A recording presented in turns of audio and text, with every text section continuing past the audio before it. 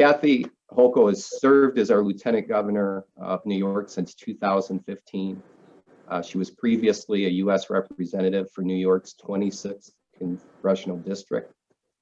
As Lieutenant Governor, she is President of the New York State Senate and chairs the Regional Economic Development Councils that have invested over $6.1 billion into more than 7,300 projects across the state.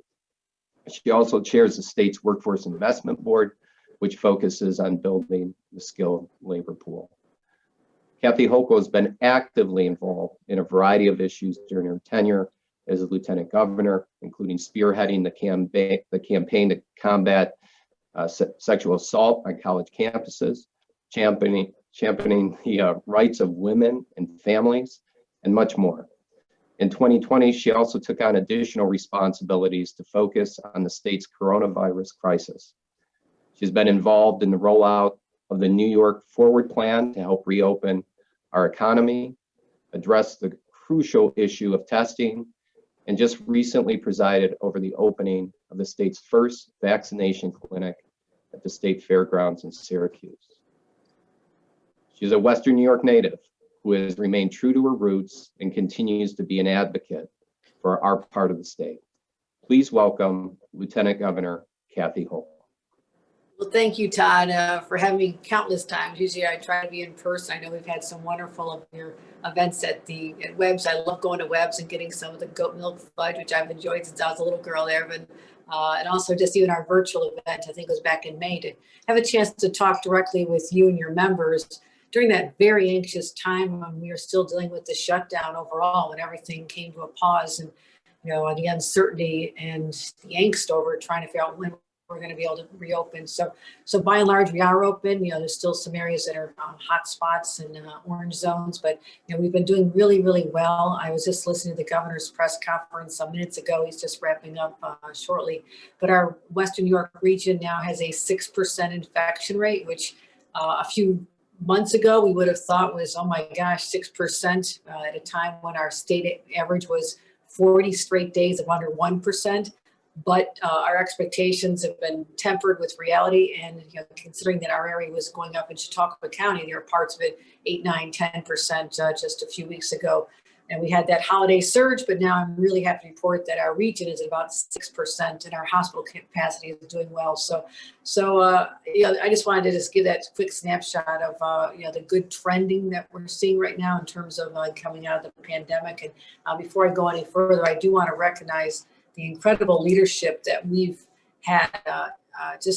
Your elected leaders have been phenomenal in partnering with me and the state, and people like County Executive Wendell and Mayor Willie Rose and Mayor Eddie Sundquist have been literally part of the control room, but also Willie Rose is making sure he stays in touch with us regularly and talking to us about other issues important to Dunkirk and your other elected officials. But they've been, the first two I mentioned, Sundquist and Wendell have been on calls for a long time, 7 days a week, holidays, weekends, right through the just a few weeks ago we started scaling back to just a few more times a week, but now we're layering into those responsibilities of being on our vaccine hub calls. And so I have to give hats off to all of them for their tireless work on behalf of their constituents and really being, developing close relationships with myself and our teams here in Western New York.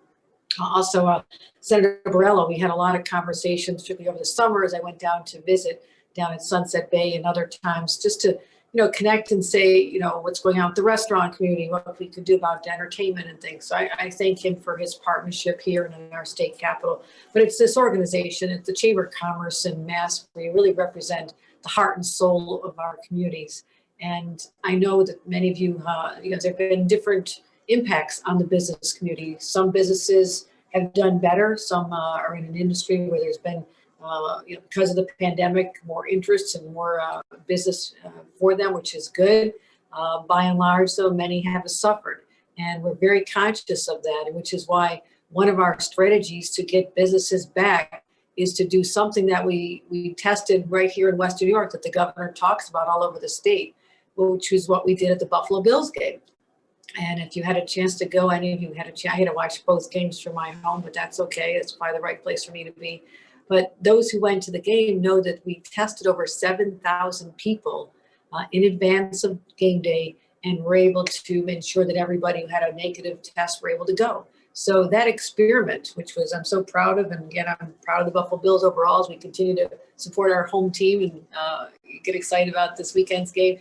But that is something we can do now. We think about Chautauqua Institution, or we can think about the Reg Lena Theater in Jamestown, or other facilities and entertainment that goes on at SUNY Fredonia.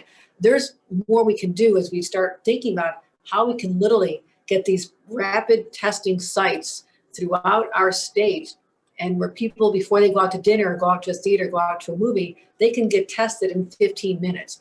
I think that's going to be a game changer for us, because the reality is, as this pandemic unfolds, and who would have thought it even would have gone beyond Memorial Day, but here we were, Memorial Day, the whole summer, through the Christmas holiday season, and now into spring. This is just not letting up, and we're seeing more strains come. And then you say, well, isn't the vaccine the answer? Yes, it is. But just to give a little sense of context here, when this virus started really raging throughout our state last spring and summer, we were told the only way it ends is with a vaccination that the vast majority, 90% of the people are willing to have administered to them. But the bad news was that it would take 2 straight years before they would develop a vaccine. In fact, that would be a very quick pace to get it done in 2 years. So the fact that we now, 9-10 months later, have a vaccine that we're able to get out is really an incredible accomplishment. But the reason we can't count on that to open the economy just now is that the supplies are so short that Pfizer and Moderna, the only 2 that are authorized right now, aren't cranking out enough. They're just not able to. So until we get more competitors, Johnson & Johnson and other manufacturers out there, and we're able to increase supply through the various means that President Biden is talking about and announced yesterday, until the time comes when we can get that in the arms of 70 to 90% of the public, we're not going to declare this pandemic over. It'll still always be a risk to our citizens' health. That being said, we cannot wait any longer to supercharge our economy, get it going again, to continue that. So I think it's important. I think that's a bit of good news for businesses to know that. And if they're interested in how we can make this work and work with them, we'll be talking more about this on our control room calls on how to get this out as the state's development. Basically, you have an app that tells you on your cell phone that you've tested negative or that you've had a vaccination, and those are sort of your tickets into facilities without any stress, and you know everybody around you's been negative or has a vaccine. So I think that's going to overcome a lot of people's hesitation about even going to gathering places. Even if they could, there's going to be a lot of people still saying, you know what, I'm still not sure about this. So I just wanted to bring everybody up to speed on a couple of those important developments, and we're continuing to literally beg for more vaccines. The governor has sadly announced just now that we're basically out of our state supply as of today, that 96% of the doses given to New York State have already been administered, which is one of the highest in the nation by far. I think Georgia was at 30% this morning. So we're doing well on that. We have plenty of sites, plenty of offers of help. The county public health officials have been phenomenal in being willing to help us in any way we can. And the time will come when we have so many vaccines available to get out that we'll be having pop-ups everywhere. We're going to make sure that the most rural communities, our downtowns, everywhere we can go, we're going to get them out there. We're just not there yet. And we need patience for people who are trying to sign up. It's going to take a long, long time because of supply.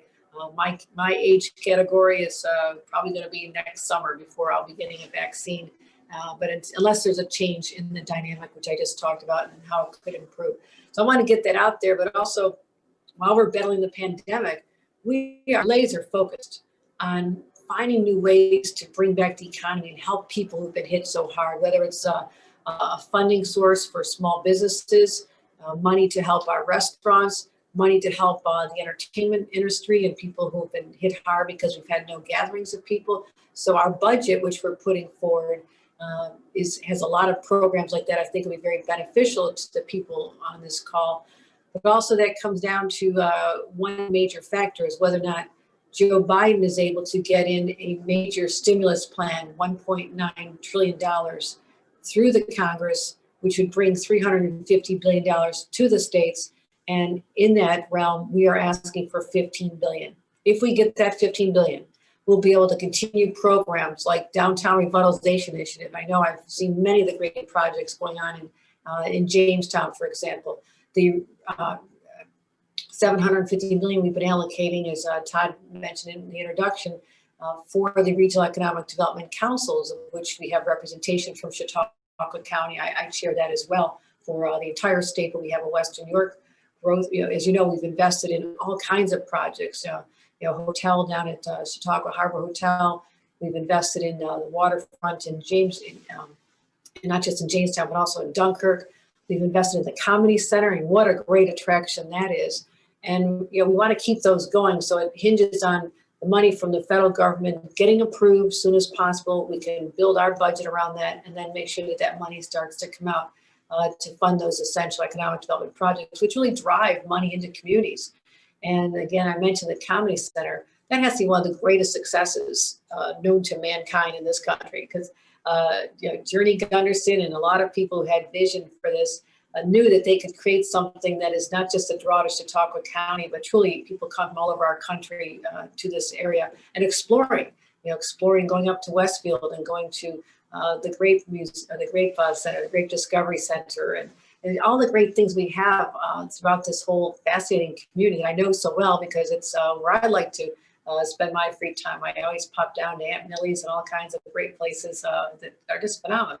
So investments from the states through the REDCs into the Comedy Center. We went there this summer, had a great tourism roundtable to talk about promoting local businesses there as well, to figure out what we can do during this tough time. We had Pamela Rocks there, we had Webbs there, we had everybody representing the interests of Chautauqua County in the tourism space, Chautauqua Institution, at the table there to talk about what we can do to help them survive this really tough time, and also had a chance to walk to some of the downtown areas and meet the business owners. So I hope that they feel that there's been direct outreach and connection even through the pandemic, that they're not alone, that they've had support from the state whenever we can do it. But also your elected leaders are very, very vocal, I will say, in making sure that the needs of the business community of Chautauqua County have been listened to and addressed. And so I just wanted to put out some of those thoughts for you here today, and to talk about some other areas in our budget. I think broadband is one of the most important things that the governor is going to do.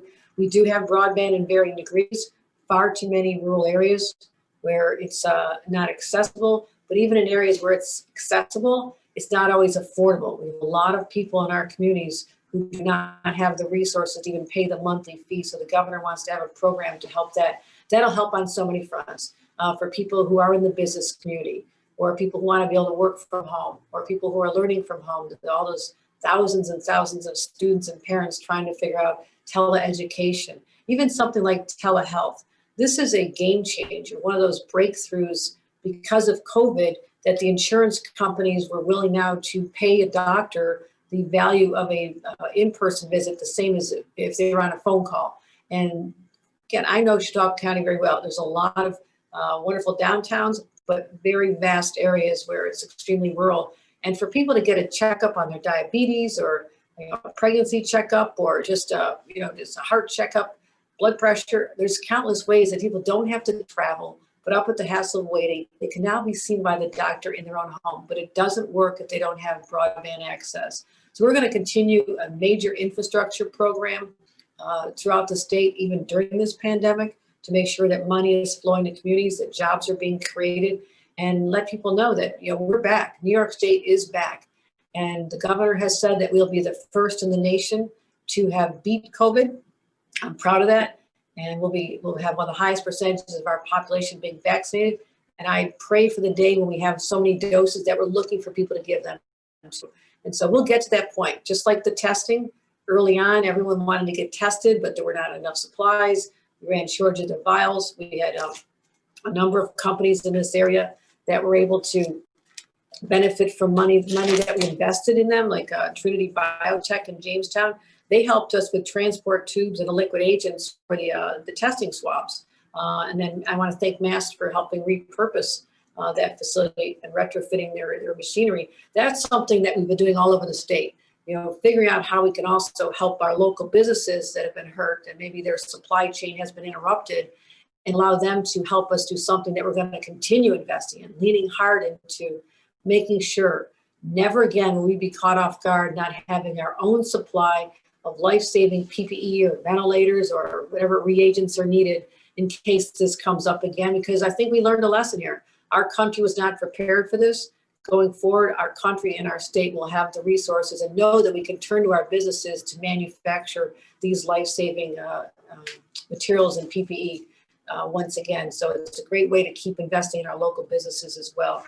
So I think that's all the major issues I wanted to raise with you. I'm just looking at my notes here, but I think workforce development is going to also be important, because one last thing I want to say is I think a lot of people who counted on specific jobs, whether it's in hospitality or restaurants, they may be replaced by technology. That's just one of the tough realities to accept. I spent 5 years working in a restaurant, a pizzeria in Patch, New York, which is outside Boston.